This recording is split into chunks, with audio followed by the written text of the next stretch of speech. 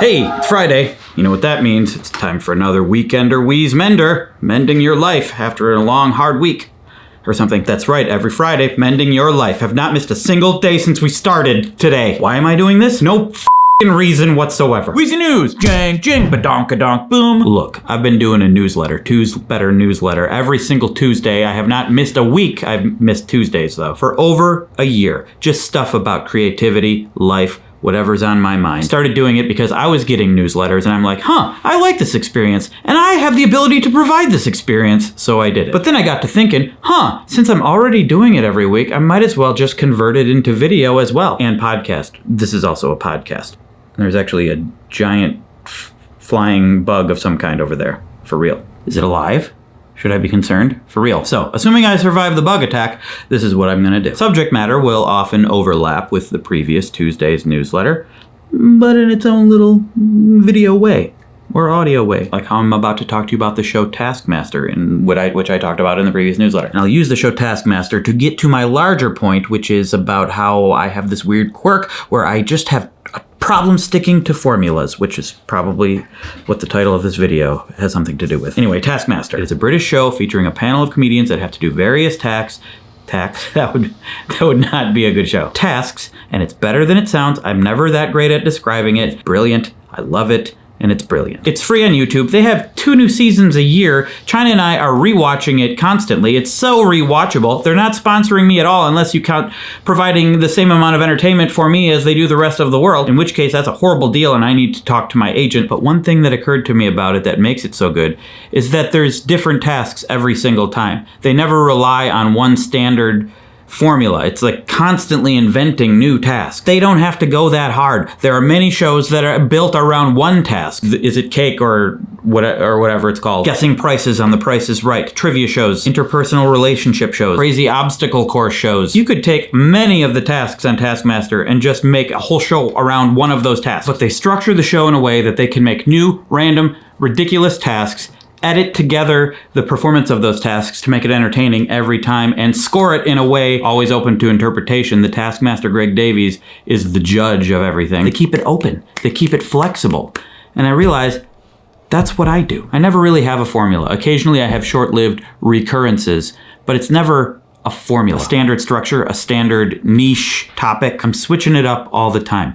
And that's not out of design, not for some business reason. I just get bored and I can't stick to a formula. And I'm afraid if I really lock myself into something for a long time, like I decide to start doing videos all about different models of dumpster. Dumpy waiter, we'll call it. And at first it's fun. Ooh, dumpsters. It really draws you in. But after a while, even dumpsters get old. And then I'll get bored by it, but since I went all in and I spent a huge budget and I have a team of 50 working on it, I'll have to start pretending that I enjoy it. Content will suffer. My mental health will suffer. And that sucks because I was so passionate about dumpsters all through childhood. Where am I going to put my garbage now? I guess I've always kind of subconsciously prioritized flexibility. Done that newsletter for over a year. I don't even know what it's for. I've done main channel Wheezy Waiter videos for over 15 years.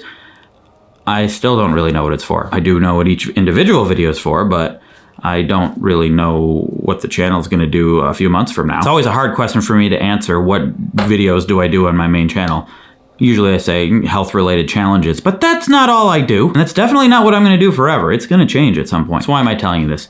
Well, I just like to analyze different quirks about myself to see if maybe that can help you gain insight into any sort of project you're working on. There's obviously value in looking for that formula that's going to work every time. If you can land that formula, it's going to be more efficient. It'll be easier to hire people and to plan far in advance. You'll probably find more success as your audience grows in a particular niche and they'll know what to expect. You'll be able to analyze where things are going wrong and you can tweak them to make it better. Standardization, distillization, consistency, persistency. I'm pistancy! No, not really, but that's just something I can't do. This is why I make videos on my own and I'm constantly changing it up. It's like I'm reinventing the wheel every time. But there's benefits to it as well. I'm able to shift with the times. I was able to revive my channel. I never really felt like, oh, the world isn't into the thing I do anymore because I wasn't 100% sure what it was I did anyway. I guess I did sometimes feel that, but it wasn't enough to give up. I can always be myself. I'm not just pretending to be interested in a thing because I can always just make sure I'm working on a thing that I'm interested in. And right now, 15 years into this career, I'm not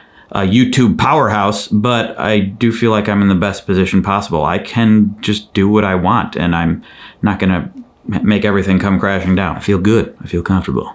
I feel flexible. That said, now I am gonna try to make a standardized release schedule on this channel every Friday. That doesn't mean it's all gonna be formulaic. Every video is probably gonna be pretty different subject matter, but I'm gonna try to have a standard schedule at least. So there it is. I guess I'll just end these like I end the newsletters with other stuff I'm doing, or maybe responding to comments when there will be comments. Leave comments. I'm currently quitting my smartphone for a year. Well, sort of. I did say in my main channel that I was gonna use the light phone, but I used it for a month and it was kind of, I didn't enjoy it very much. So I switched back to my iPhone, but it's a really dumbed down iPhone. I don't use the browser. I don't use any social media apps or really any apps except the essentials. Maps, my workout app, home security, stuff like that. I'm a few months in and it is awesome. I love it. Everything about it is good. I really don't see myself going back to it. You may have noticed I'm also in the middle of a 3-month hiatus on the main channel. I'm going to be making more videos starting in April. This is intentional.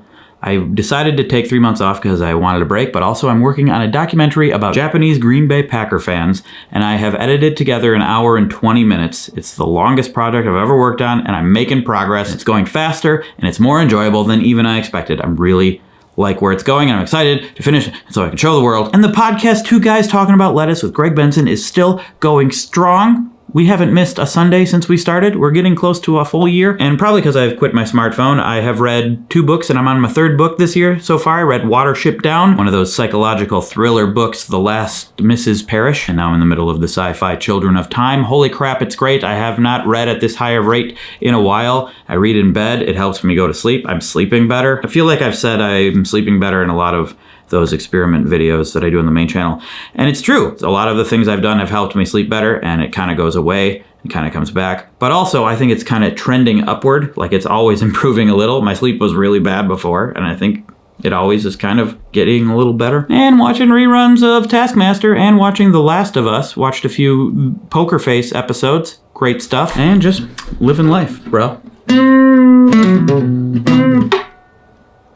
So that's it. If you want to subscribe to the newsletter and get a lot of this subject matter before the videos come out, that's linked below. The podcast version of this will be on the WheezyNews podcast, which already exists but hasn't been updated in a long time. Or if you want to keep watching these, you're probably already subscribed. Let's be honest. This isn't going viral. People aren't going to find this unless they're subscribed. I mean, that's probably true, right? I don't know. Here's hoping I can maintain the non-formulaic formula.